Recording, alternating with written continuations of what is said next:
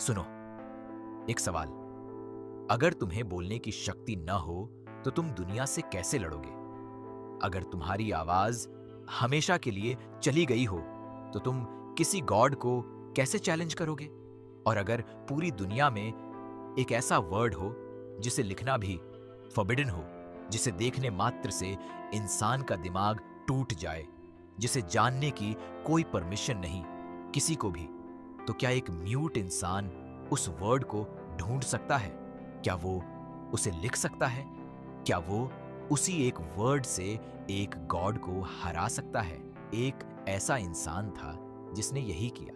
उसका नाम था सेबल, और यह उसकी कहानी है। बैठो, ध्यान से सुनो, क्योंकि ये कहानी सिर्फ एक बैटल की नहीं है। ये कहानी है उस सबसे डेंजरस ट्रूथ की जिसे दुनिया छुपाती है, इसलिए नहीं कि वो हार्मफुल है, बल्कि इसलिए कि वो इतनी पावरफुल है कि जो जान ले वो किसी के कंट्रोल में नहीं रहता। उस दुनिया का नाम था वेरा, एक एंशिएंट सिविलाइजेशन जहां नॉलेज सबसे बड़ी करेंसी थी, जहां स्कॉलर्स हाईएस्ट रिस्पेक्टेड बीइंग्स थे, जहां लाइब्रेरीज टेंपल से बड़ी थीं। वेरा में एक बिलीफ था कि लैंग्वेज रियलिटी को शेप करती है। वर्ड्स पावरफुल थे, रिटन वर्ड्स और ज्यादा पावरफुल, और कुछ वर्ड्स इतने पावरफुल कि उन्हें एग्जिस्ट ही नहीं करना चाहिए। इस बिलीफ के बेस्ड पर वेरा में एक डिवाइन इंस्टीट्यूशन था, द लेक्सिकॉन, एक गवर्निंग बॉडी जो डिसाइड करती थी कौन से वर्ड्स अलाउड हैं और कौन से फॉरबिडन। द लेक्सिकॉन को अब जाए एक गॉड रूल करता था, गॉड ऑफ वर्ड्स, ईथन।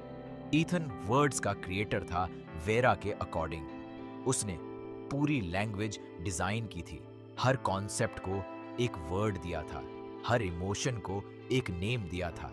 लेकिन कुछ कॉन्सेप्ट्स, कुछ आइडियाज, कुछ ट्रूथ्स उसने कभी वर्ड नहीं दिए और उन्हें वर्डलेस रखा, क्योंकि ईथन जानता था अगर कोई उन ट्रूथ्स को एक वर्ड दे दे तो वो ट्रूथ्स स्पीकेबल हो जाएंगी, डिस्कसेबल, स्प्रेडेबल, और जो ट्रूथ्स स्प्रेड हो जाती हैं वो सिस्टम्स को चेंज कर देती हैं। ईथन नहीं चाहता था कि वेरा का सिस्टम चेंज हो, क्योंकि वो सिस्टम अल्टीमेटली उसी की पावर को मेंटेन करता था।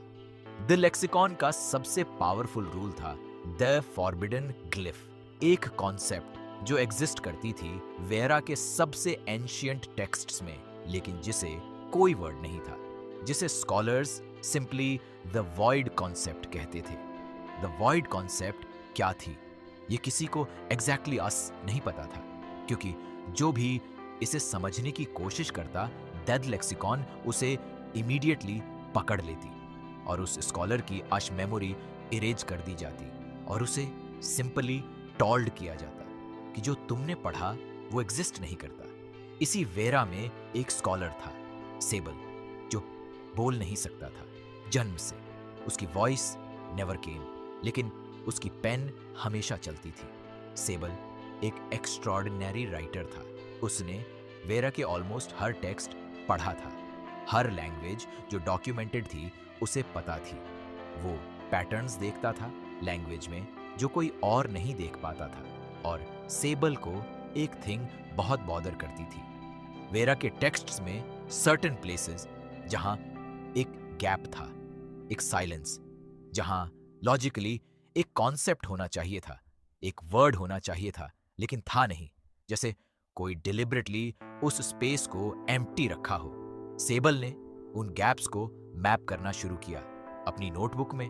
वो टेक्स्ट से टेक्स्ट कंपेयर करता, पैटर्न्स निकालता, और स्लोली उन गैप्स के अराउंड एक शेप बनने लगी, एक कॉन्सेप्ट, वेग, इनकम्प्लीट, बट देयर। सेबल जितना उस शेप के करीब जाता उसे फील होता कि वो किसी बहुत बड़ी चीज के एज पर है, एक ट्रूथ जो इतनी फंडामेंटल है कि उसके बिना वेरा का पूरा सिस्टम इनकम्प्लीट है, एंड येट जिसे डिलिबरेटली मिसिंग रखा गया है।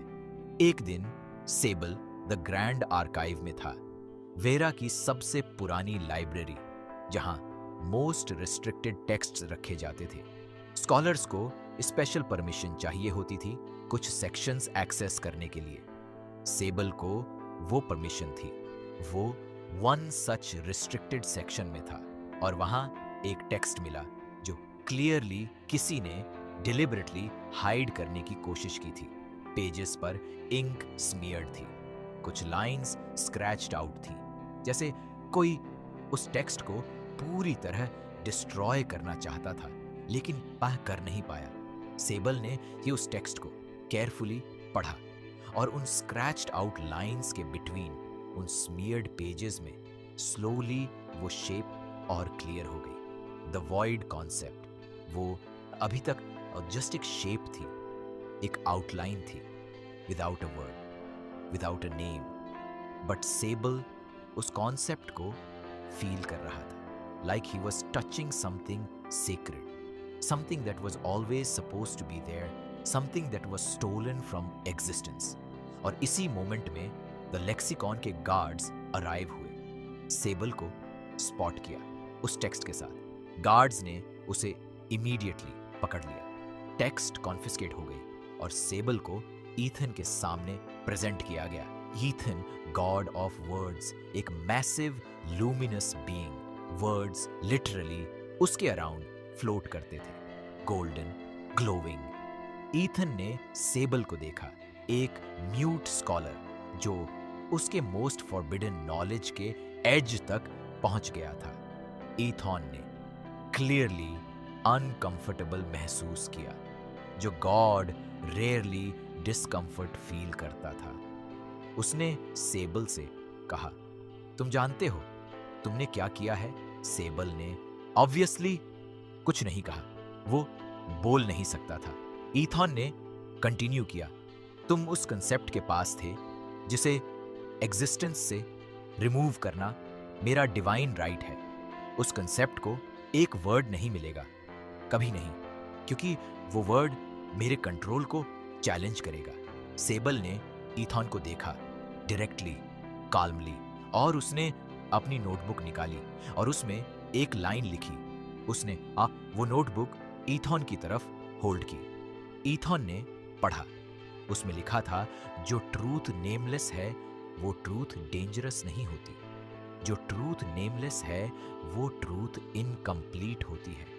तुमने उसे नेमलेस रखा इसलिए नहीं कि वो डेंजरस है, बल्कि इसलिए कि तुम डरते हो कि अगर उसे एक नेम मिल गया तो लोग उसे डिस्कस करेंगे और वो डिस्कवर करेंगे कि तुम्हारी पावर एक्चुअली कंसेंट पर बेस्ड है, फियर पर नहीं। ईथॉन ने वो नोटबुक सेबल के हाथ से छीन ली और उसे डिस्ट्रॉय कर दिया। उसने सेबल को कहा, तुम्हें मेमोरी इरेशर होगी आज, राइट नाउ।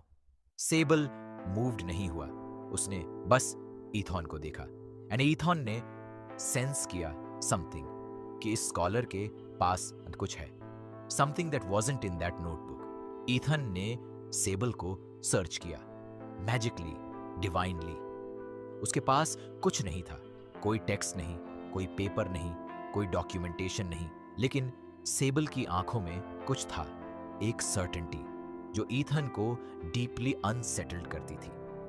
ईथॉन ने मेमोरी इरेशर प्रोसीड किया, एक डिवाइन एबिलिटी जिससे स्कॉलर की स्पेसिफिक मेमोरीज टेकन जाती थी, और सेबल ने अलाउ किया। ही डिड नॉट रेजिस्ट, वो simply sat there, eyes open, breathing steadily, and let the erasure happen. Ethan ने इरेशर कंप्लीट किया। उसने सेबल को रिलीज करने का ऑर्डर दिया। सेबल उठा और चला गया, quietly, the way he always moved. Ethan ने एज्यूम किया दैट वाज द एंड, ये उसकी गलती थी, क्योंकि एथॉन नहीं जानता था एक वेरी इंपॉर्टेंट थिंग। सेबल ने उस कॉन्सेप्ट को, उस वॉइड कॉन्सेप्ट को अपनी मेमोरी में स्टोर नहीं किया था, उसने उसे अपने बॉडी में स्टोर किया था। जब सेबल उन गैप्स को मैप कर रहा था, उन पैटर्न्स को ये ट्रेस कर रहा था, वो सिर्फ इंटेलेक्चुअली प्रोसेस नहीं कर रहा था, वो फिजिकली उस कॉन्सेप्ट को इंटरनलाइज कर रहा था। हर लाइन जो उसने पढ़ी, हर पैटर्न जो उसने देखा, वो उसकी मसल मेमोरी में उसकी फिंगर्स में, उसकी पेन होल्डिंग हैंड में एम्बेडेड हो गया था। मेमोरी इरेज हो सकती है, लेकिन बॉडी मेमोरी, बॉडी हैबिट्स वो डिफरेंट होते हैं। And Ethan, who was a god of words, not a god of the body, did not know this. Sable had grand archive से बाहर आया। वो डायरेक्टली वेरा के सेंट्रल स्क्वायर में गया, जहां हमेशा स्कॉलर्स पब्लिक डिबेट्स करते थे, नॉलेज शेयर करते थे, वर्ड्स पब्लिकली डिस्प्ले किए जाते थे। सेबल ने एक ब्लैंक स्टोन वॉल के सामने खड़ा हुआ। उसने अपनी पेन निकाली एंड ही रोट एक सिंगल ग्लिफ, एक सिंगल मार्क, जो उस वॉइड कंसेप्ट का नेम था। वो वर्ड जो कभी एग्जिस्ट नहीं करना चाहिए था, एथॉन के अकॉर्डिंग द फॉरबिडन ग्लिफ, जो सेबल की फिंगर्स ने वो याद रखा था, जो उसके बॉडी ने प्रिजर्व्ड किया था जब उसकी माइंड को इरेज किया जा रहा था। The glyph appeared on the wall, golden, glowing, and it was perfect. Every stroke exact, every curve precise, like it was always supposed to be there. जो लोग उस स्क्वायर में थे, उन्होंने उस ग्लिफ को देखा, and something happened, something that Ethan had feared for centuries. The glyph उस कॉन्सेप्ट को suddenly visible बना दिया, understandable, speakable. जो आइडिया हमेशा वर्डलेस थी, इनकम्प्लीट थी, सडनली कंप्लीट हो गई। और वो आइडिया थी सिंपल, डेवस्टेटिंग। ईथन की सारी पावर वेरा के लोगों के willingness to believe in him पर बेस्ड थी। द वॉइड कंसेप्ट, वो idea that had no word, वो था विथड्रॉवल ऑफ बिलीफ। ये आइडिया कि एक गॉड तब तक ही गॉड है जब तक लोग उसे गॉड मानते हैं, कि divine power actually collective human consent का प्रोडक्ट है, कि अगर लोग कलेक्टिवली डिसाइड करें कि हम ये नहीं मानते, तो वो पावर डिसॉल्व हो जाती है। ये वेरा के स्कॉलर्स के लिए एक रेविलेशन था।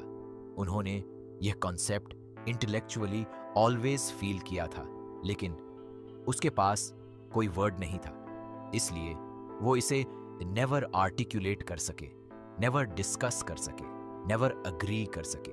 अब उस ग्लिफ ने आई वो वर्ड दे दिया था। वो कंसेप्ट स्पीकेबल हो गई। And once something is speakable, it spreads. The news reached Ethan fast, divinely. He appeared in the square, massive, furious. He looked at the glyph and he tried to erase it divinely with his full power, and the glyph remained, because glyphs written in complete truth from a source of pure understanding cannot be erased by the power that fears them. The more Ethan tried to erase it, the more the glyph glowed. The more people saw it, the more it spread. Within hours, the glyph was everywhere. Scholars were writing it, discussing it, understanding what it meant. And as understanding spread, something happened to Ethan. His form began to flicker. His luminous body began to dim. Because the concept, once articulated, was working. People were withdrawing their belief. Not dramatically, not violently. Simply, they were looking at Ethan and thinking for the first time clearly, is he actually divine, or is he simply someone we were told is divine? And the answer that their minds gave them changed everything. Ethan tried to fight back. He attempted to use his power to command people to forget the glyph. But his power to command was also based on belief, and belief was flickering. He tried to erase Sable from existence entirely, but Sable, that mute scholar who was simply standing in the square watching, was not afraid. And power needs resistance, needs fear to grip onto. Sable offered none.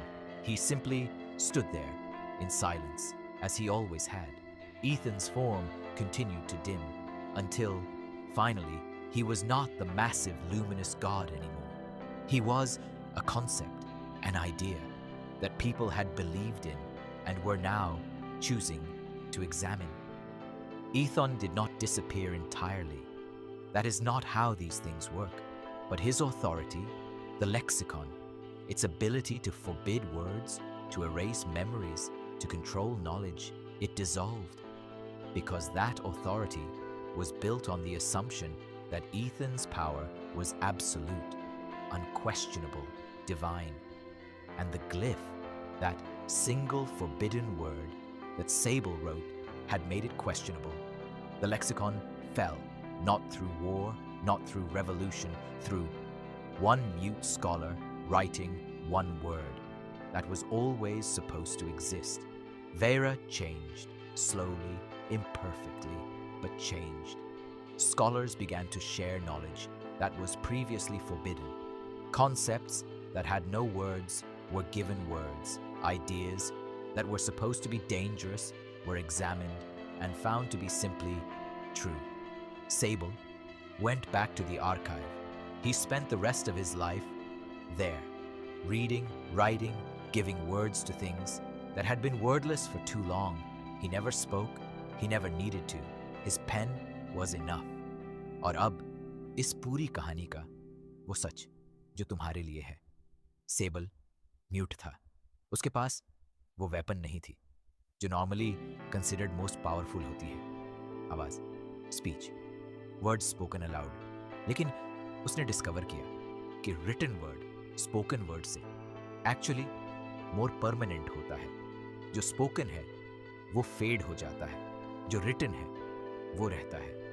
और एक और truth जो सेबल ने prove की वो ये कि जो तुम्हारे पास नहीं है वो तुम्हारी लिमिटेशन नहीं है। सेबल बोल नहीं सकता था, उसने उसे अपनी सुपर पावर बनाया। उसने जो एनर्जी स्पीकिंग में को लगती वो सब ऑब्जर्विंग में, रीडिंग में, राइटिंग में ही लगाई और वो उस फील्ड में किसी से भी बेटर हो गया। Your perceived weakness is often your greatest strength in disguise. And the third truth, जो कॉन्सेप्ट्स जिन्हें कोई वर्ड नहीं है वो कॉन्सेप्ट्स पावरलेस नहीं होते, वो एक्चुअली मोस्ट पावरफुल होते हैं। Because unnamed things are felt but not communicated. And when you can't communicate something, you can't organize around it, you can't build on it, you can't change things with it. The most revolutionary act sometimes is simply to name something, to give a word to a truth that was always there but always wordless. जब तुम एक experience को एक word देते हो, एक feeling को एक नेम देते हो, तो वो सडनली रियल लगती है, शेयरेबल लगती है। And shared truths change worlds. Sable, एक mute scholar who could not speak a single word, changed an entire civilization by writing a single one. The most powerful thing is not always the loudest thing. Sometimes the most powerful thing is the truest thing. And truth always finds its way into words, even if the person writing it cannot speak them aloud.